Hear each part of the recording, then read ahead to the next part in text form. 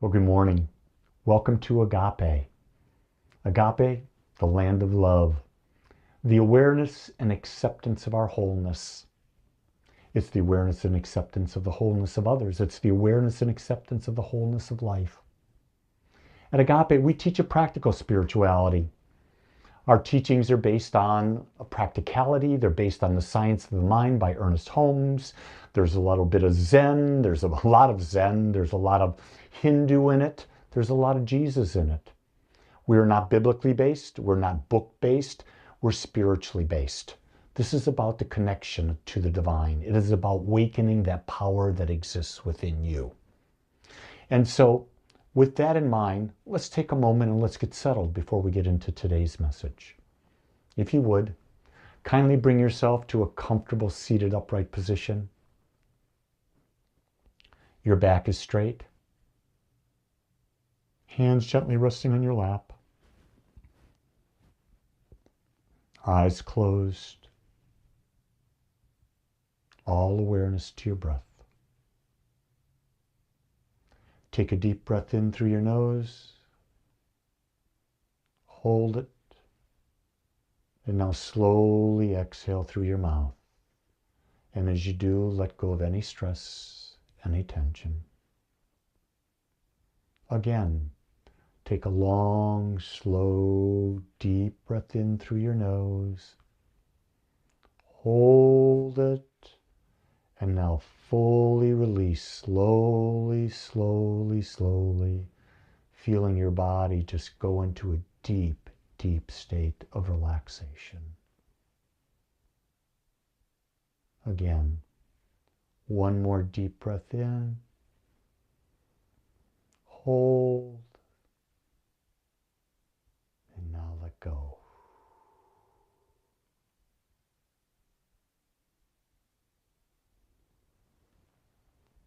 Now I want you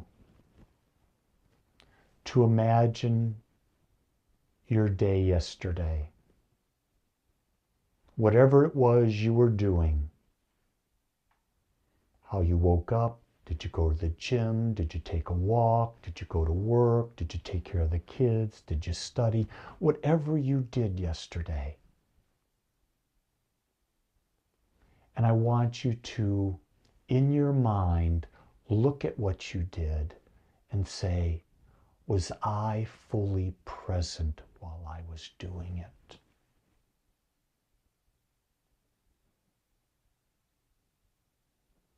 And if your answer was you were not, and chances are almost everybody's answer was you were not fully present and aware, I want you to recreate yesterday in your mind as if you were fully aware, fully engaged, fully committed to everything you did yesterday. Go ahead, take a few moments and do that while I'm quiet.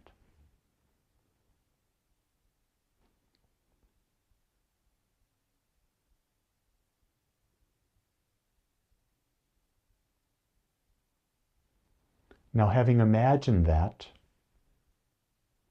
I want you to now imagine you're going to sleep. Last night, you're going to sleep. Now, having lived your day differently. And now imagine reflecting on your day. And notice the shift in your energy. How the depth of gratitude is even greater.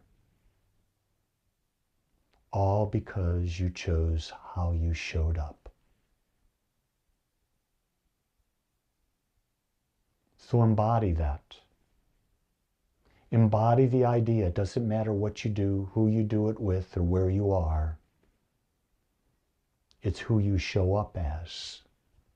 The juice you bring to whatever you're doing that creates your most magnificent life. Anchor yourself in that. Feel that. Let it permeate every cell of your body. Let it permeate every thought in your mind. I will live present. I will live aware. I will live mindfully. I will live juiced. And now from that, Gently start to bring your awareness back to this time, to this place, to this day, to your body. Begin to move ever so subtly, stretching, maybe moving your fingers and toes. And when you're ready, open your eyes and come back to now. Well, today I'm talking about the 7th of the Eightfold Path, Right Mindfulness. And we're going to take a look at it because this is the power of presence.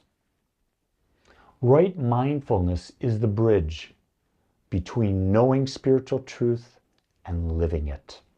The Buddha was very clear when he said it is a deep, focused awareness of what's happening in you and around you right now. In other words, there are a lot of people who understand right mindfulness. They understand it's one of the Eightfold Path. The key thing is they're not living it. Each of these paths, the key is, are you living it? Because otherwise it's just useless information. Right mindfulness means maintaining awareness of our body, of our feelings, of our mind, our thoughts, and mental objects. It's the awareness that anchors us in the reality. It keeps us from getting hijacked by the ego and allows us to witness thoughts without being ruled by them. Do you get that? Do your thoughts rule you, or do you rule your thoughts? That's a big thing, because your mind is going to think. There's nothing you can do to stop your mind from thinking. But what you can do is stop your mind from controlling you. Here's a great example. I was with a doctor that we're seeing, doctor of biofrequency. And this doctor said that all disease is something that's been progressing with us for a generation, a decade, maybe 2 decades, maybe 3 decades, depending on your age. A disease doesn't show up immediately. And we got into the idea of sugar, and we were talking about sugar feeding cancer cells. And she said, it's more than that. What we don't realize is that when we are eating refined sugar, it slows down and stops our immune system from working at its optimal level. That hit me. That really hit me. Because I'm a pretty good eater, but I'm going to tell you, because my wife is an excellent baker, and she makes the best oatmeal raisin cookies, and she makes this chocolate peanut butter thing that's frozen, and it's magnificent. But I do or did have 2 to 4 of those every day. When I heard that 9 days ago, in the first 2 days, I had 1 cookie total. Since then, I've had 0 days. And I want you to know that my mind and my body are constantly trying to negotiate with me, saying, it's okay, go ahead and have one. Go ahead and have one. And I'm choosing not to. And I'm using my will because I want to live longer and I want my immune system to work so that I don't need medicine. I want to be healthy. So right mindfulness is an intentional presence. It's being awake to what you're doing while you're doing it. I realized that I wasn't awake. I was just eating those cookies. It's being awake to what you're feeling when you're feeling it. How many times do you have something happen and you suppress the feeling? It's being awake to what stories are you telling yourself in the moment. Here's the great thing that we do. We tell stories to ourselves to justify our behavior that we know is really not serving us. Are you aware of the stories you're telling yourself? I don't know. Only you can answer these questions. This practice of Living mindfully is about dissolving illusions. The minute you observe the ego's narrative, you are no longer its puppet. Now, I am not going to teach in any way, shape, or form for you to get rid of your ego. No, you can't. Your ego is a valuable part of your life. It's a valuable part about experiencing the duality of our lives. And that's a good thing. We're here to experience life. So I'm not here to get rid of the ego. I'm here to teach the idea that you can manage that ego, that you're the power behind the ego, and you have the ego work for you, not you work for the ego. You see, let's talk about first what mindfulness is not. It's not zoning out. That's not being mindful. A lot of people think, well, I'm going to zone out. No, that's not mindful. It's not forced positivity. This is a bogus thing. I was once into positive thinking. And there's a place for positive thinking. But guess what? Everything in life is going to happen. Some of it's going to be positive, some of it's going to not be positive. The question is, how do you deal with it? How do you take that challenge that right now looks like crap, that you don't want to deal with it, but how are you going to make it work for you? What are you going to learn? Oh, maybe it's that you don't take it seriously. You accept it, you feel it, you let it pass through you, and you move on. Mindfulness is not about spiritual bypassing. That happens a lot, people on the spiritual path. We just do that. And it's seen clearly, but there's no clinging. Let me ask you, what are you clinging to? What habit? What thoughts? What people? Money? Don't cling to anything. You're saying to the universe, you're actually putting out an energy that you don't believe that the universe is abundant because you feel you need to cling. When in retrospect, there's an infinite world out there, and through your mind, by controlling your perception, you can recreate and create even more than you're currently experiencing by simply using the power within you. There are 4 foundations to mindfulness. The first one is mindfulness of the body. The second is mindfulness of your feelings. The third, mindfulness of your thoughts, of your mind. And the fourth is mindfulness of mental objects. Let's go to the body. Are you mindful of your breath? Do you take time to breathe consciously? Do you take time to feel your body in space? Think about that's all your body is. It's a group of, you could say cells, you could say quantum waves of energy in space. Ask this when you're mindful of your body. Are your shoulders tense? Is your back tense? Are you rushing through life? Or are you flowing through life? Embodied awareness keeps you in the moment. Your body is your friend. It tells you so much if you're aware of it. Let's look at mindfulness of feelings. It's to be aware of pleasant, unpleasant, or even neutral sensations. You're going to have feelings and they're going to be all over the ballpark. Are you aware that you're going to have feelings and some are going to feel good, some are not going to feel good, some you're just very indifferent to. Very indifferent to. The key is, don't judge your feelings. Just see them, witness them. When you do that, you begin to break the cycle of craving and aversion. You're either craving what you want more of, or you're trying to avert that which you don't want more of in your life. And you become addicted to that. Mindfulness of the mind. Notice the quality of your thoughts. Are they anxious, calm, aggressive, scattered? I would venture to say they're probably all of those, aren't they? Yeah, because we have all those thoughts because the mind just thinks. And you're going to have crazy thoughts. I don't care how aware you think you become, you're going to have crazy thoughts. I know that because I do. They're thoughts I would never want anyone to know that I have. But I have them. I'm just like you. Everyone is just like you. We're just showing it differently into the world.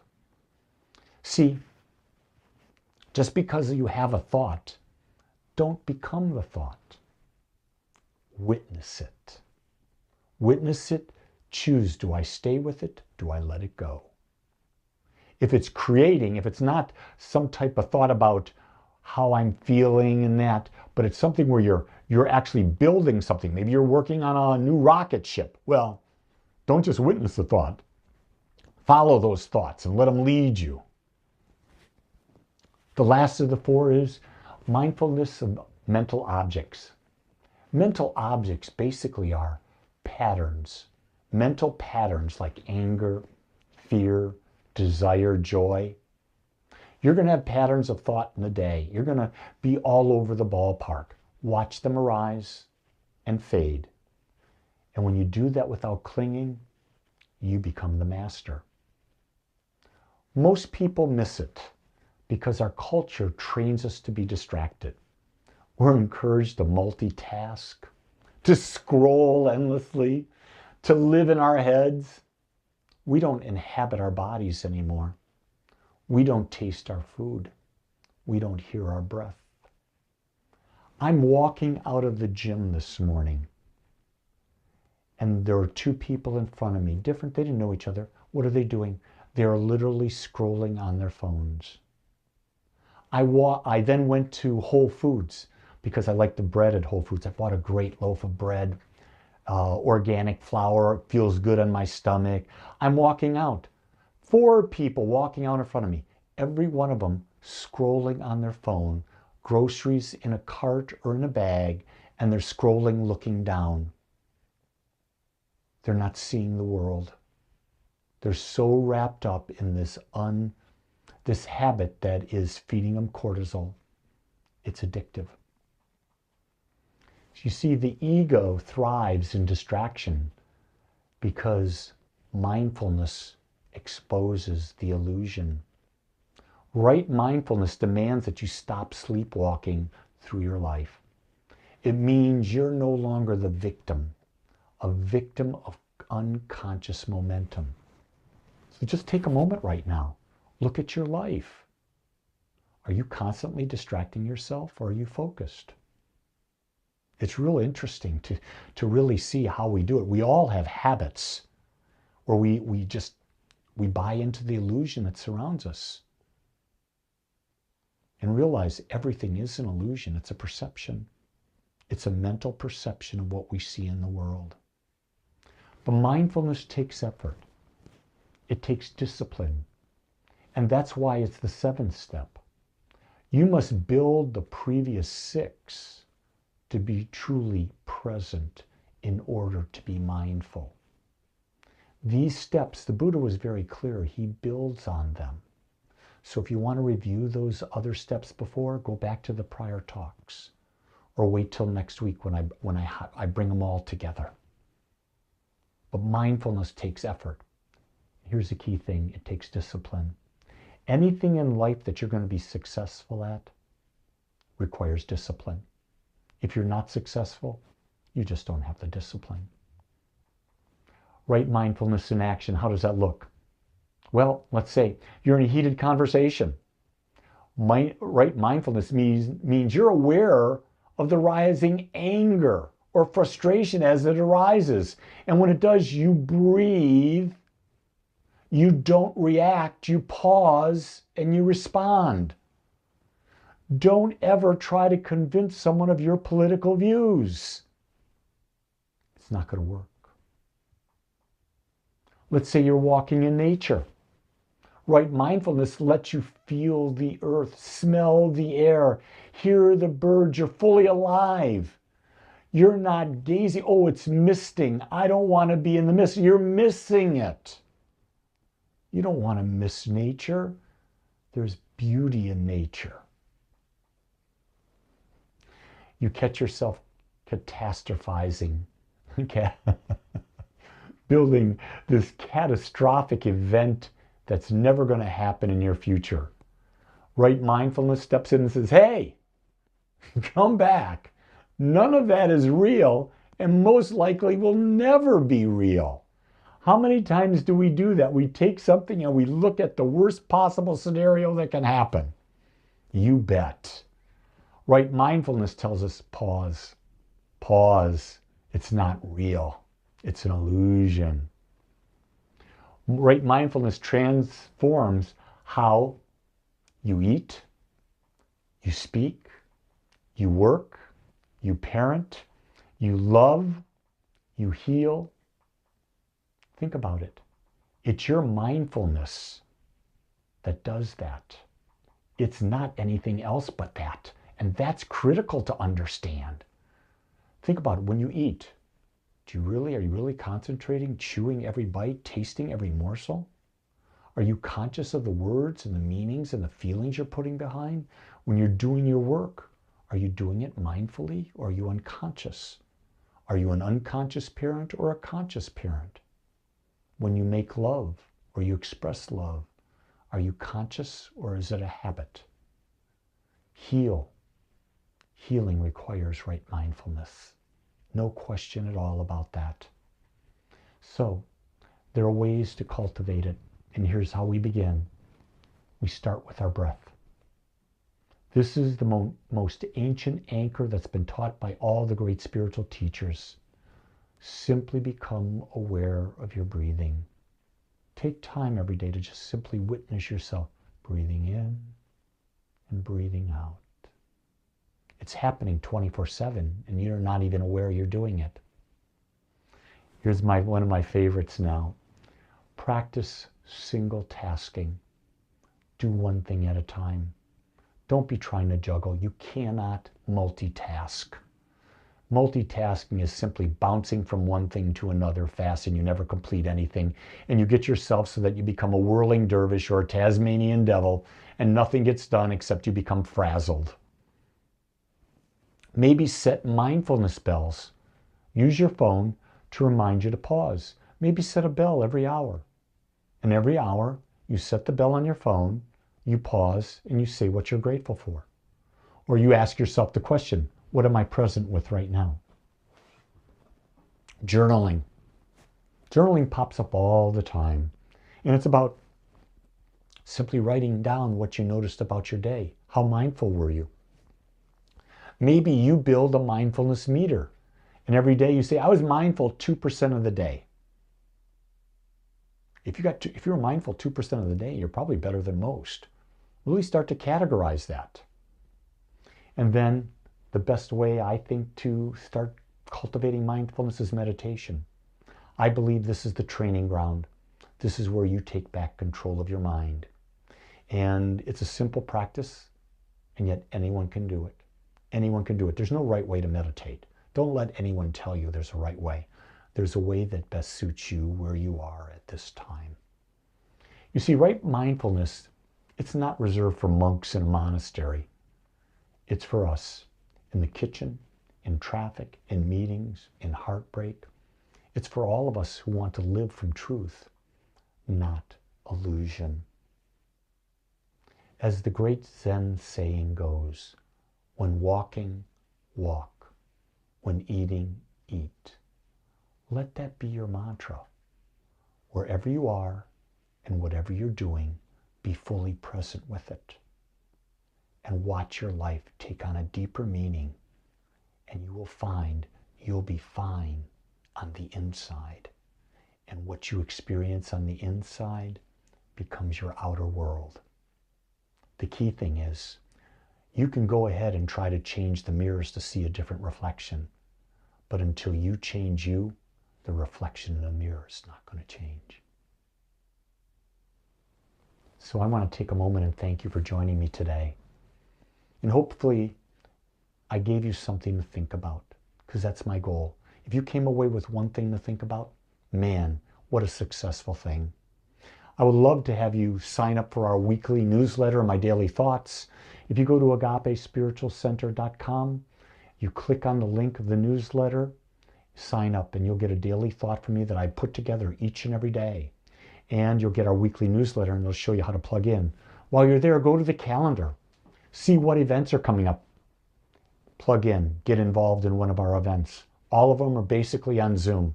So you can plug in and be a part of this worldwide virtual community. And while you're there, I invite you to give, to make a donation, to support us as we continue to bring this work to the world. In fact, become an automated giver. If you automate and give $200 a month on an automated basis, all the classes I teach are free. I give back when you give. I believe in the reciprocal way of giving and receiving. I think you cannot give without receiving. And if you think you're going to receive without giving, you're dead wrong. Try it. Don't believe anything I ever say. Prove it for yourself, and then you become the master. And what a better way to live than being the master of your life. So this week, master mindfulness.